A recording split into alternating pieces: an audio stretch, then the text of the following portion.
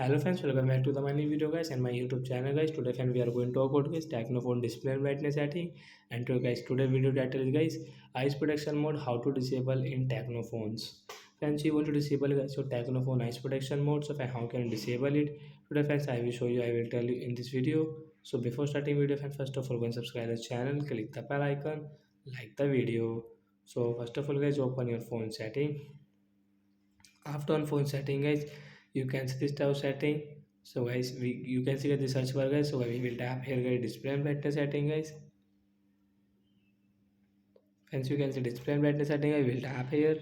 Hence you can see your display and brightness setting. So as you can see IK setting guys, means eyes protection mode guys, we will disable from the right side. After disable guys, we cannot use guys this brightness setting. So like that guys, we can disable phone eyes protection mode. After disable guys, your screen color will normal. So that's it guys, thanks for watching the video. Bye bye friends.